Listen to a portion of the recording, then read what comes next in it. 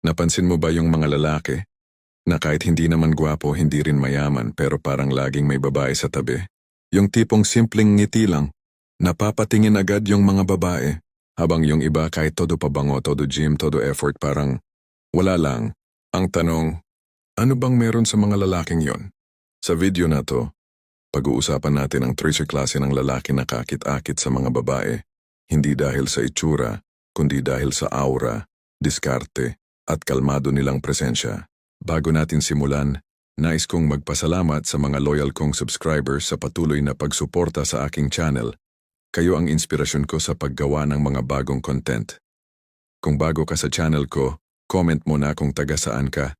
Hindi mo kailangan maging perpekto para maging kaakit-akit. Kailangan mo lang matutunang gamitin ang sarili mong enerhiya ng tama. Sa modern dating ngayon, ang daming lalaki ang hirap makakuha ng atensyon ng babae. Kahit mag-message araw-araw, kahit mag-send ng memes, kahit laging present, parang invisible pa rin. Samantalang yung isang hi lang biglang boom, reply agad may emoji pa. Bakit ganon? Kasi karamihan sa mga lalaki ngayon, hinahabol ang babae gamit ang effort, hindi gamit ang enerhiya. Ang totoo, ang attraction ng babae ay hindi sa ginagawa mo, kundi sa nararamdaman niya kapag kasama ka. Hindi siya na-attract sa text mo. Na-attract siya sa vibe mo. Kumbaga parang kape yan. May mga kape na sobrang tamis, effort, creamy, may syrup pero nakakaumay. Pero may mga kape na simple lang, black coffee, tahimik, matapang, at yun ang nakaka-addict. Kaya kung isa ka sa mga lalaking parang laging nauubusan ng dahilan kung bakit hindi ka pinapansin ng babae, malamang, ikaw yung laging nag-overcompensate. Yung tipong, baka kulang pa effort ko, baka kailangan ko pang magpakita, baka gusto niya ako kapag mas mabait pa ako. Pero tandaan mo to, ang babae hindi naakit sa lalaki dahil mabait ito. Naakit siya kapag naramdaman niyang malakas ka sa sarili mo. Kaya nga yung mga lalaking sobrang eager, sobrang clingy, sobrang expressive, madalas sila yung nauuwi sa nice guy zone. Hindi dahil masama silang tao, pero dahil hindi nila alam kung paano maging kalmado sa gitna ng emosyon. Ang babae gustong makaramdam ng security, at hindi mo yun makukuha sa paghabol. Makukuha mo yun sa presensyang hindi kailangang maghabol. Ito yung unang klase ng lalaki na kaakit-akit sa mga babae. The combat dominant man. Ito yung tipo ng lalaki na tahimik, pero may bigat ang bawat galaw. Hindi kailangan ng mahabang salita para maramdaman ng babae na iba siya. Halimbawa, nasa isang grupo kayo ng barkada. Habang lahat maingay, may isa lang na nakaupo sa gilid. Chill lang, pero kapag nagsalita, lahat tahimik. Yung mga babae curious. Sino tong tahimik pero parang confident? Yun yung unang klase ng lalaki. May disiplina sa sarili, hindi padalos-dalos at hindi nagpapaapekto agad. Kasi tandaan mo, ang tunay na karisma, hindi kailangan ipagsigawan. Ramdam siya kahit tahimik ka lang. Sa panahon ngayon na lahat gustong magpansin, ang pinakakakit-akit na lalaki ay yung hindi nang hihingi ng pansin. Halimbawa, nasa social media ka, yung typical guy, magko-comment ng ang ganda mo, pa-notice naman o magre-react ng sa bawat post. Pero yung calm but dominant man, tahimik lang. Hindi nagko-comment, pero kapag nagkausap sila diretso sa punto, may sense, may conviction. Yung babae, hindi niya alam kung bakit siya naiisip parati itong lalaking to kahit wala naman siyang ginagawa. Bakit? Kasi naramdaman niyang hindi siya hinabol. Pero parang gusto niyang siya ang humabol. Parang tubig sa baso. Pag tahimik, malinaw. Pag sobrang alog, nagiging malabo. Ang kalmadong lalaki, malinaw ang presensya niya. Yung marahas at pabigla-bigla nakakawala ng gana. Ang babae gusto ng lalaking parang dagat. Tahimik sa ibabaw pero malalim sa ilalim. Ang unang sikreto ng pagiging kakit-akit, emotional control. Hindi mo kailangang maging stone cold. Kailangan mo lang matutunang huwag ka agad madala ng emosyon mo. Kasi sa totoo lang, ang babae naaakit hindi sa misteryosong lalaki, kundi sa lalaking kaya niyang hindi mag-react agad sa emosyon niya. Napansin mo ba yung mga lalaking kahit hindi maporma, kahit hindi sosyal, pero may dating na iba? Yung tipong pag pumasok sa kwarto, hindi mo alam kung bakit siya kapansin-pansin, hindi dahil sa suot niya, hindi dahil sa boses niya, kundi dahil sa presensyang nagsasabing, alam ko kung sino ako.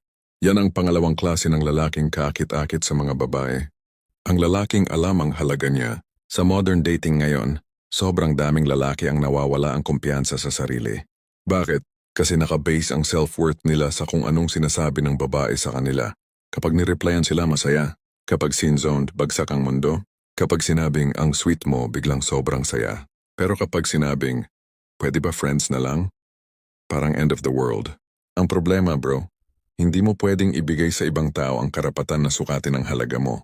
Kasi kapag ginawa mo yan, ikaw mismo ang nagbigay ng kapangyarihan para masira ang sarili mong confidence. Ang lalaking hindi alam ang halaga niya. Madaling mapaniwala na kulang siya. At yan ang dahilan kung bakit maraming lalaki ang nagiging pleaser. Laging nag-a-adjust, laging nag-aabot, laging umaasa. Pero sa mata ng babae, ang sobrang eager ay kadalasang hindi kaakit-akit. Imagine mo to.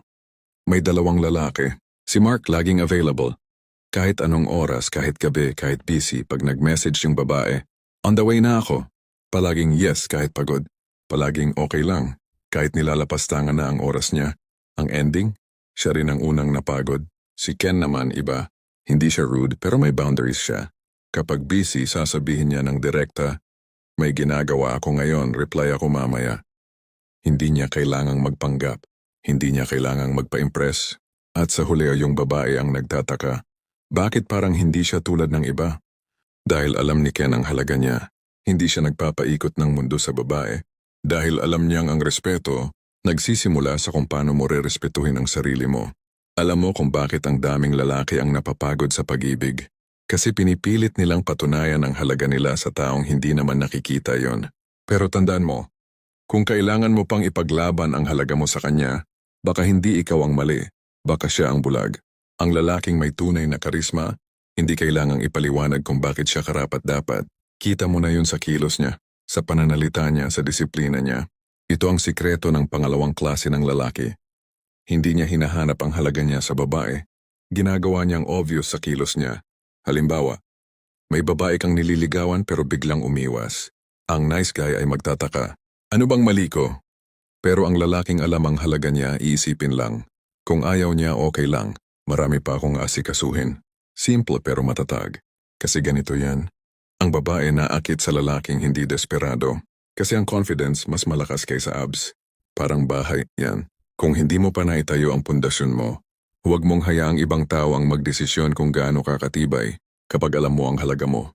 Hindi ka natitinag kahit anong rejection, ghosting o pa-fall moment pa yan. Ang lalaki na may self-worth ay parang diamond.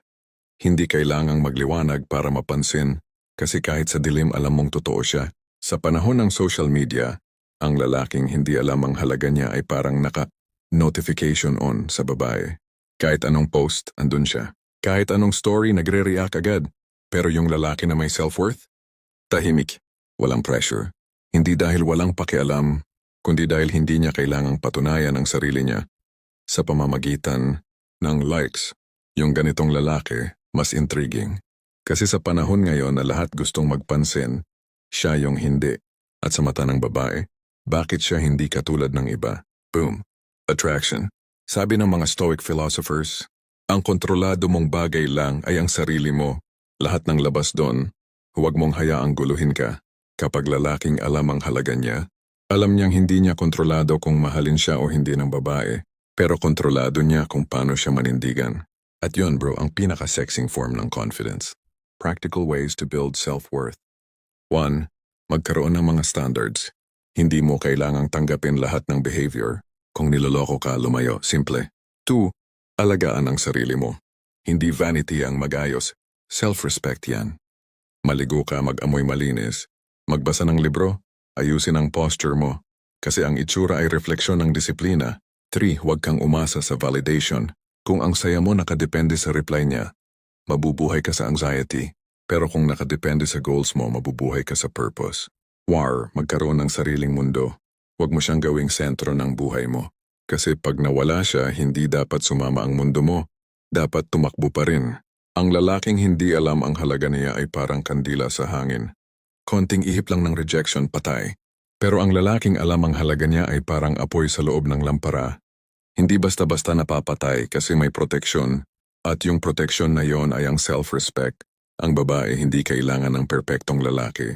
Ang gusto niya ay yung lalaki na hindi natitinag kahit anong drama. Kasi sa panahon ngayon na puno ng insecurity, ang pinakakaakit-akit ay yung emotionally stable. Kahit sabihin pa niyang, I want a tall guy, pag na-meet niya yung lalaking confident, may tindig at marunong mag-control ng emosyon, lahat ng standards niya biglang nagbabago kapag alam mo ang halaga mo. Hindi mo kailangang ipaglaban ang lugar mo sa buhay ng ibang tao. Ang respeto ng babae hindi hinihingi. Nakukuha mo yon kapag marunong kang maglakad palayo sa mga hindi ka deserve. May lalaki, tawagin natin siyang Adrian, niligawan niya si Mia ng ilang buwan. Mabait siya, maalaga pero si Mia cold pa rin. Hanggang isang araw nagbago si Adrian.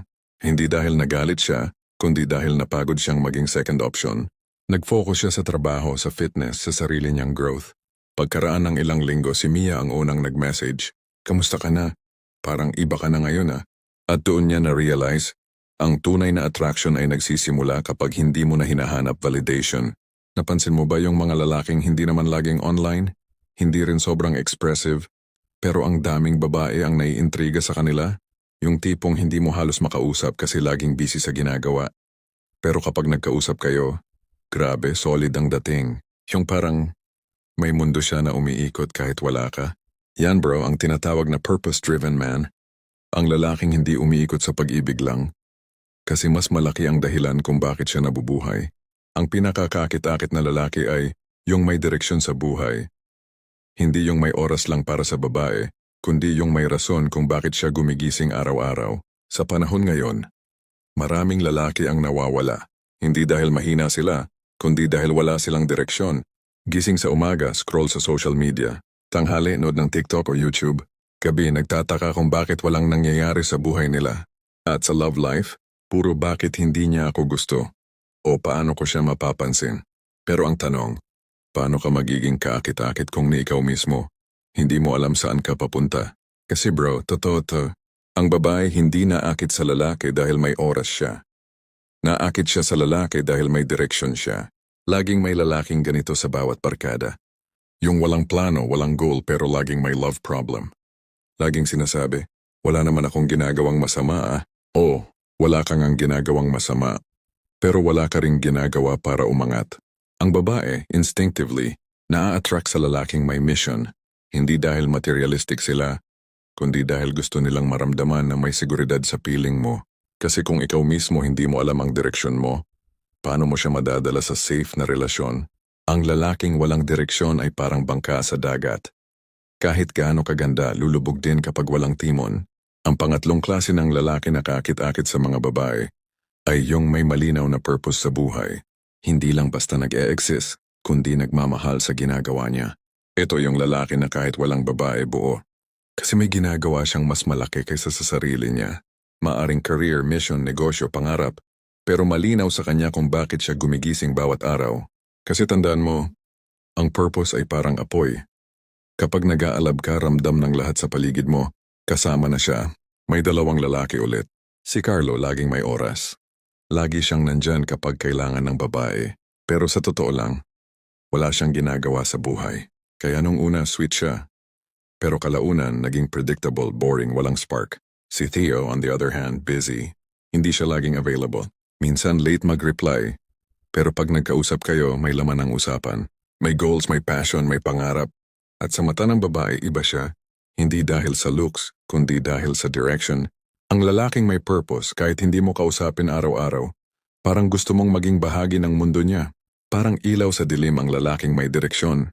Hindi siya kailangang sumigaw para mapansin. Kumikinang siya kasi alam niya kung saan siya patungo.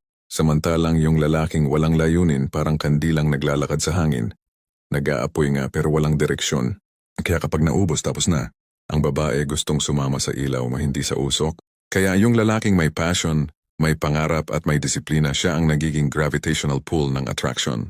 Bro, aminin natin, minsan mas madali maghabol ng babae kaysa maghabol ng pangarap. Kasi mas mabilis ang dopamine kapag nagka-chat siya. Pero mas matagal ang fulfillment kapag nagtagumpay ka. Ang tanong, alin ang gusto mong karera? Pansamantalang kilig o pangmatagalang respeto? Ang lalaki na hinahabol ang pangarap?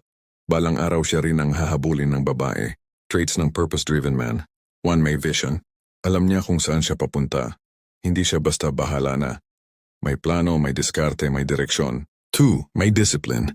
Kahit ayaw niya, ginagawa niya. Kasi alam niyang consistency beats motivation. 3. May standard. Hindi lang sa babae, kundi sa sarili. Hindi siya basta-basta pumapasok sa relasyon para lang may kasama. 4. May boundaries. Marunong siyang magsabi ng hindi kapag hindi na akma sa direksyon niya. 5. May passion. Kapag nagkukwento siya tungkol sa ginagawa niya, nagliliwanag ang mata niya. At yun bro, sobrang kaakit-akit. Si Rico, isang barista. Hindi siya mayaman. Pero mahal niya yung ginagawa niya. Bawat tasa ng kape, siniseryoso. Nakikinig sa customers, nag-i-experiment sa flavors. May babae sa coffee shop na laging nanonood lang sa kanya habang nagtatrabaho. At sa isip ng babae, hindi siya gwapo pero bakit parang gusto kong makilala siya? Simple lang, kasi yung passion niya sa ginagawa nakakahawa. Yun ang magnet ng purpose-driven man. Hindi sa panlabas kundi sa energy. Sabi ni Seneca, kung lahat gusto mong pagtuunan mauubos ka, kailangan mo ng focus. Ang lalaking may focus, yun ang nagiging master ng sarili niya. At kapag marunong kang magdisiplina, doon nagsisimula ang tunay na karisma. Ang lalaking walang layunin ay parang bangka na umiikot lang sa dagat. Pagod pero walang destinasyon. Pero ang purpose-driven man, kahit malayo ang biyahe, alam niyang bawat pagod may patutunguhan. At sa totoo lang ay yun ang gusto ng babae. Yung marunong magsakripisyo, may direksyon, may backbone. Hindi lang ito tungkol sa tagumpay o pera. Ito'y tungkol sa enerhiya ng lalaking alam kung bakit siya buhay. Kapag naglalakad ka na may sense of purpose, iba ang tindig mo. Hindi mo kailangang magyabang. Hindi mo kailangang magpakitang gilas. Ramdam ng babae na ibang tong tao na to. Kapag ang lalaki ay alam kung saan siya papunta, ang babae ay kusang gustong sumabay. How to find your purpose. 1. Tanungin mo sarili mo. Kung wala akong takot, ano ang gusto kong gawin? Kasi madalas alam mo na, tinatago mo lang sa takot ng baka hindi ko kaya. 2. Gamitin mo ang oras mo sa growth. Imbes na puro chase, mag-invest sa sarili. Skills, fitness, mindset. Lahat ng yan puhunan mo sa tunay na confidence. 3. Tanggapin mo ang failures. Kasi walang direksyon na tuwid. Pero bawat pagkakamali ay parte ng kwento mo. At yun ang nagiging depth mo bilang lalaki. Minsan ang lalaki hinahanap ang the one, pero nakakalimutan hanapin muna ang why. Kasi kung hindi mo alam kung bakit ka nabubuhay, kahit sino pa makasama mo, mauubos din. Hindi babae ang magpupuno sa buhay mo, kundi ang dahilan kung bakit ka bumabangon. Narinig mo na siguro yung kasabihang, ang tunay na alpha, hindi maingay. Pero ano nga ba talaga ang ibig sabihin nun? Kasi sa panahon ngayon, ang daming lalaki ang nag-aakalang alpha kapag may abs, may pera o maraming babae. Pero sa totoo lang, ang tunay na kaakit-akit na lalaki ay yung tahimik lang, pero malakas ang dating. Yung hindi kailangang magsalita ng marami, kasi ang presensya niya palang sapat na. At yan ang pagsasanib ng tatlong klase ng lalaki. The calm but dominant man, the man who knows his worth, and the purpose-driven man. Kapag pinagsama mo yan, hindi ka lang kakit-akit, nagiging unforgettable ka. Pero bakit ang daming lalaki ang hirap maging ganito? Bakit sa halip na magkaroon ng presence, nauuwi sa pagiging try-hard? Bakit kahit anong gawin, parang hindi pa rin sila nakikita ng babaeng gusto nila? Simple lang. Kasi marami sa atin ang gusto ng resulta, pero ayaw ng proseso. Gusto nating maging confident, pero ayaw nating harapin yung mga takot natin. Gusto nating magmukhang alpha, pero ayaw nating disiplinahin ang sarili. Gusto nating respetuhin tayo pero tayo mismo. Hindi marunong rumespeto sa sarili. At habang ganyan ang mindset bro, kahit ilang pabango, gym o pick-up line paggamitin mo walang dating. Ang confidence hindi galing sa hitsura, galing yan sa disiplina at direksyon. Maraming lalaki ang na-stuck sa cycle ng validation. Post ng gym selfie, comment ng comment sa mga babae, scroll ng scroll sa social media, naghahanap ng approval. Pero isipin mo to, habang ginugugol mo ang oras mo sa paghahanap ng pansin, may ibang lalaki na tahimik lang, pero nagtatrabaho sa pangarap niya. Habang busy ka sa paghabol ng babae, siya naman hinahabol ng babae. Kasi may ginagawa siyang may halaga. Ang masakit, kapag nakita mo siyang nagtagumpay, saka mo marirealize na ang pinaka-sexy pala sa lalaki ay yung may sense of direction at inner peace. Gituria ang tatlong lakas ng tunay na kaakit-akit na lalaki. 1. Ang kalmadong presensya, hindi mo kailangang maging maingay para mapansin. Ang kalmadong lalaki, hindi natitinag ng emosyon, ng opinion o ng rejection. Tahimik lang siya. Pero alam niyang kontrolado niya ang sarili niya. Ang babae, naaakit sa lalaking hindi siya hinahabol pero alam niyang gusto siya nito. Kasi may tiwala ito sa sarili. Kalmado ka kasi hindi mo kailangan patunayan ang sarili mo. Alam mong kung para sa'yo talaga. Tapos ang lakas ng halaga. Kapag alam mo ang halaga mo, hindi ka nagmamadali. Hindi ka nagiging desperate. Hindi mo binababa ang sarili mo para lang may magustuhan ka. Kasi alam mong kahit hindi mo siya makuha, hindi ibig sabihin na kulang ka. Ang ibig sabihin lang, hindi siya para sa'yo. Ang respeto ng iba nagsisimula sa respeto mo sa sarili. At pag nakita ng babae na hindi mo kailangan ng validation, mas lalo kang nagiging kaakit-akit. Kasi ang confidence mo totoo, hindi gawa-gawa. 3. Ang lakas ng layunin. Ang pinakamakapangyarihang lalaking makikilala mo ay yung hindi lang nagmamahal ng babae kundi nagmamahal ng misyon. Yung kahit busy siya, productive siya. Yung kahit may problema, hindi siya umaayaw. Kasi alam niyang bawat araw may dahilan siya para bumangon. Yan ang lalaki na kahit iwan mo hindi mawawala. Kasi hindi mo siya pag-aari. May sarili siyang direksyon. At sa mata ng babae, iba tong lalaki na to, hindi ko siya makontrol. At doon nagsisimula ang tunay na attraction. Gusto mong maging lalaking hindi lang cute sa umpisa, kundi consistent ang dating? Ganito bro. 1. Panatilihin ang kalmado. Huwag agad mag-react. Pag may tension, pag may drama, pag may tampuhan, walay kalma. Dahil pag kalmado ka, ikaw ang kontrolado, hindi ang emosyon mo. 2. Alamin ang halaga mo.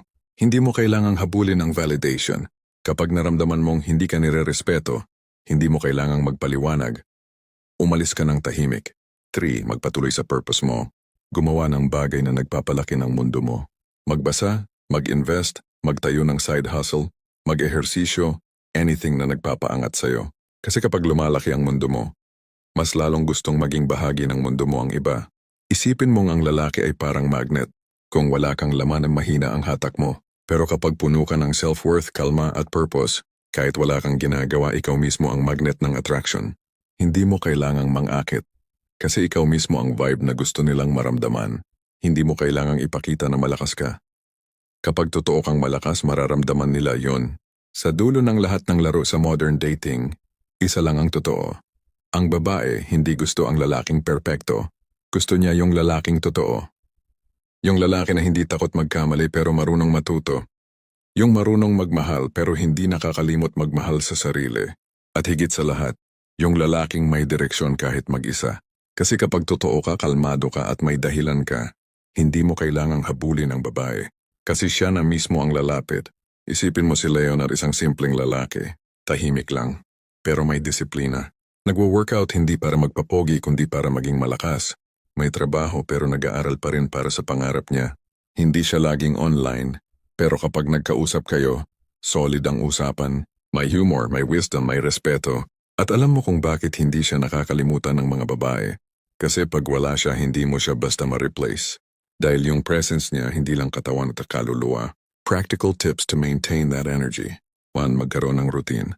Gumising sa parehas na oras. Ayusin ang mindset mo bago ang araw magsimula. 2.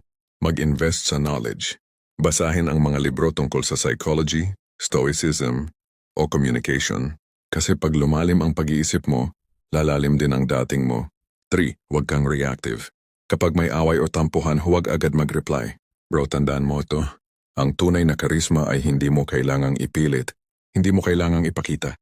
Ito ay resulta ng panloob na lakas na hindi mo na kailangang ipaliwanag. Kapag buo ka sa loob, lahat ng nasa labas kusa na lang dumarating.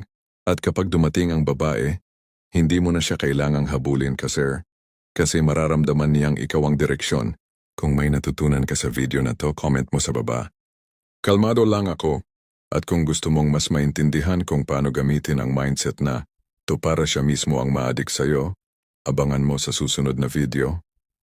Paano maging lalaki?